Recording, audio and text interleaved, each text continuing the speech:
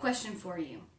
Do you desire and hope for your child to become an avid learner? Somebody who aspires to great academic and educational goals? Maybe a scientist or doctor? Somebody who wants to seek a knowledge and pursue after it? I have a two-step plan for you. First,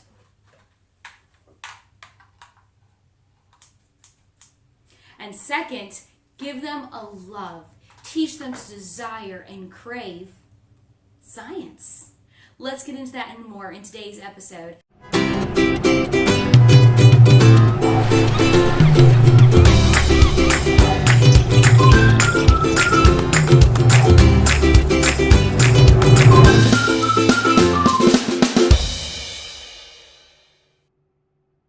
Hey guys, welcome back to this channel where we offer practical teaching tips and tricks as well as methods and philosophies, and we delve into the nitty-gritty of teaching.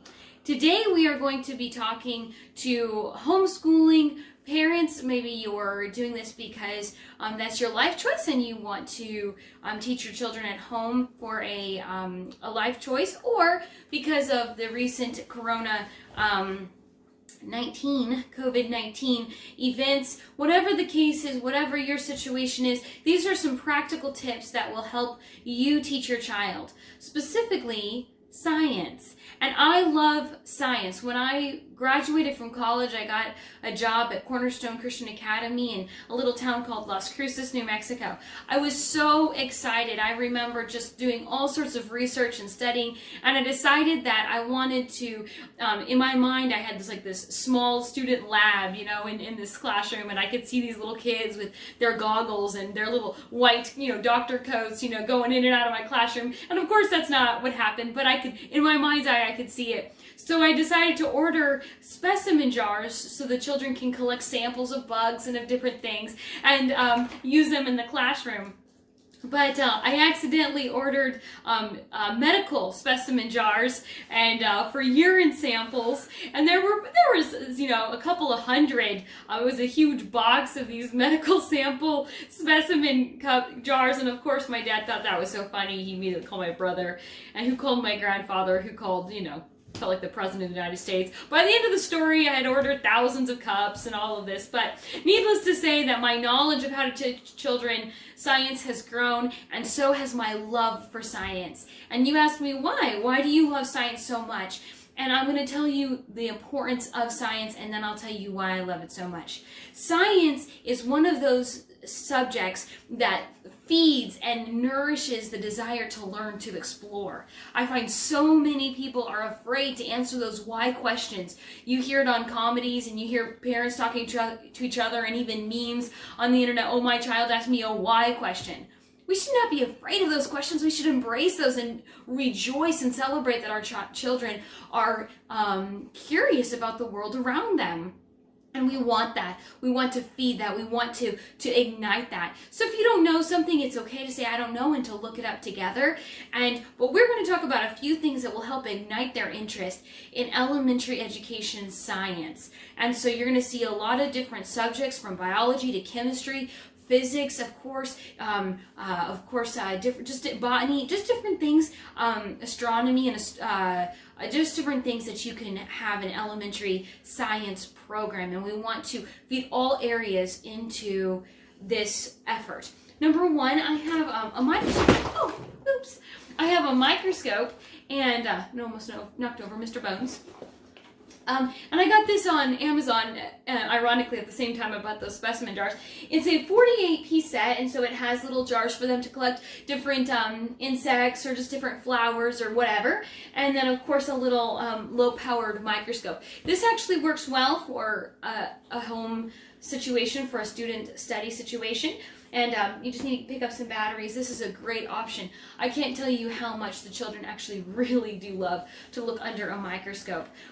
If you have your hands on, if you have the ability to look under a higher powered microscope, then of course you could do that too.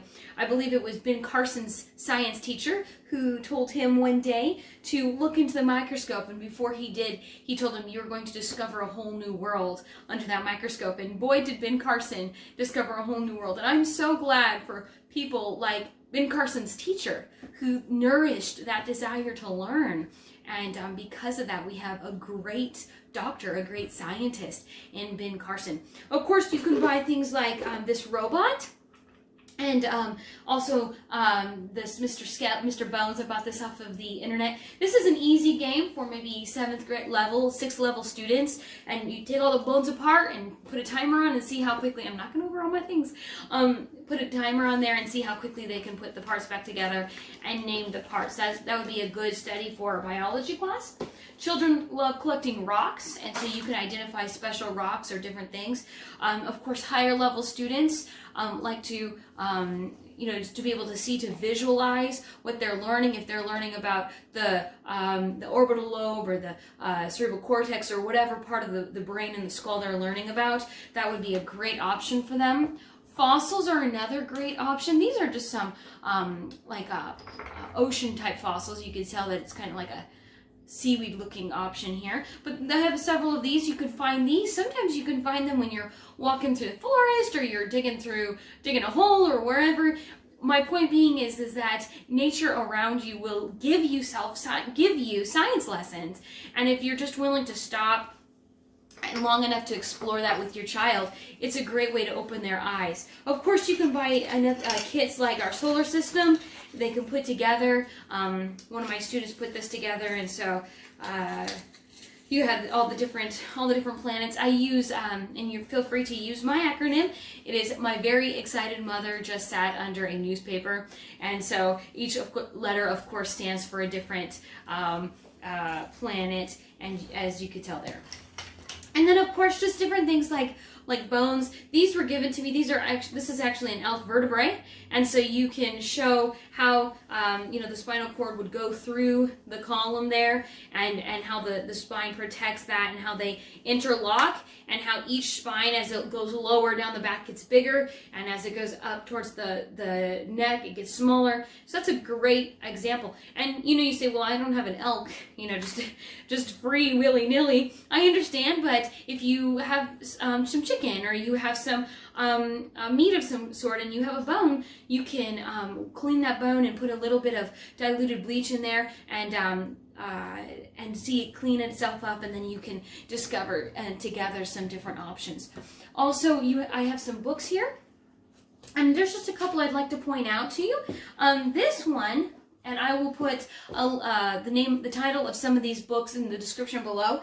This is Creation Speaks for Itself, If Animals Could Talk, and it's by Dr. Werner Gitt, and an excellent book you can open up just at pretty much any spot and then read about an animal and some of the amazing character traits that these animals have. I love biology because it teaches children about creation. It teaches them about the world around them. It teaches them the importance of making sure they take care of their world, their area, their environment. And so we want to do those things. And of course, we are made in the image of God, and we are not made in the image of animals. But it is amazing to see how animals were created and the care that was taken in that. We also have another book. This is Super Senses, First Science Experiments, and my dog's trying to get my attention. These are first science experiments. You don't have to use this book. There are many other books that you can use, and even just like Pinteresting science experiment online, you can do that. Children love to do science experiments. Children love when things explode. Vinegar and baking soda, Mentos and Coca-Cola, those are some of the most well-known. Children love to see things react, like milk. Put some milk in a bowl with some pepper and dab your finger in dish soap, and then you'll watch the pepper disappear. And you've probably seen that often on Facebook right now during this time as parents are trying to teach them about soap. But experiments are very fun for children to do, and they're very eye-opening. Children love to watch grapes explode in the microwave. They love to watch soap foam up in the microwave. They love to see just different things react. They love to see flowers turn different colors. So you can find easy science experiments that take a couple of minutes to some that take several days to do that. So this book is First Science Experiments, Super Senses by Shar, Levine, and Leslie Johnstone. And so I'll link that book below. And here's another great idea of a book for a 5th, 6th level student. This is Madame Curie. This is a well-loved book, as you can tell. And the story of Madame Curie and how she overcame and she worked very hard to discover new ideas and to push past some of the difficulties and trials in her life to become somebody who was really the forerunner in the field of mercury. So she was able to use, have x-rays and so on during the war, and she actually took her x-rays, like a mobile x-ray, and was able to x-ray that. And she's an excellent person that we can look up to, somebody that our children could aspire to have the character of. Michael Faraday is another one, Thomas Edison, the Wright brothers, of course, all of those great options. And so we want to do that kind of thing. Another option that you can use, and I just have these small planters, is you can plant seeds, and you can plant different kinds of fruits. You can plant vegetables, of course, flowers. And then you can also replant potatoes. You can stick them in water and watch the potatoes start growing their little roots out, and the children love those kind of things. And I just want to, before I go, there's so many things here, and I hope that you take a good look at just all of these options. I didn't mention everything here. A lot of things you can buy in kits at Walmart in the arts and crafts section. They'll have Smithsonian, will have volcanoes, and they'll have, just different space things that you can do, just different kits. Those are great. But the best way to create a love of science in your child is to create a desire to learn. And so when you're outside, ask them, why do you think the clouds are fluffy today? Let's think this through. Why? Why are they white, Mom? Why is the grass green?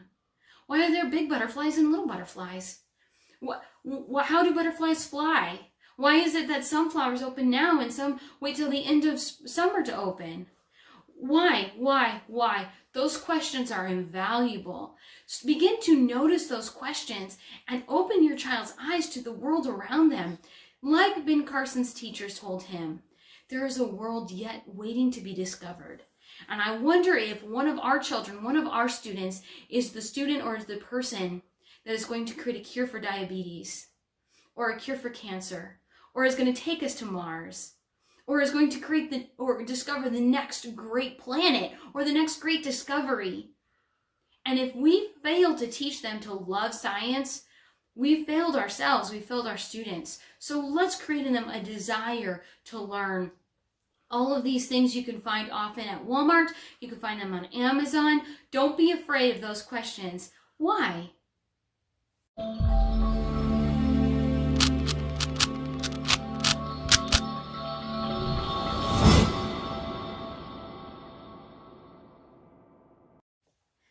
Okay, the practical teacher tip for today is going to be focused on at-home schooling again, because that was the theme of this lesson. The tip I have for you today is to come to class prepared yourself. If your student must go to class at 8 o'clock, you should be ready at 8 o'clock as well. And I know that it's very hard in some cases to do so, but you should be ready. Not still in your PJs, not with bedhead, not rolling out of bed, yelling at them from your bedroom to start their work. It's going to create tension. It's going to create frustration. You be ready. Be ready and ready for them. If that means you're in your casual clothes with your cup of coffee, that's fine. I'm not saying you have to dress in a two-piece suit. I'm saying be ready for them. Get all the books together. Have your breakfast. Let them have their breakfast. And come to class prepared to teach for the day. Hey guys, I hope you liked this video. If you did, share a comment, like it, subscribe if you're not already subscribed. Also, if you are watching this and you're interested in teaching online, that is something that you'd like more information, feel free to email me. I'd like to give you some more information about that. If you have some questions or some comments, maybe an idea that you would like to share with our subscribers that I missed, there's plenty out there. Feel free to share so others can benefit from an idea you have. Again, don't forget to enjoy the journey.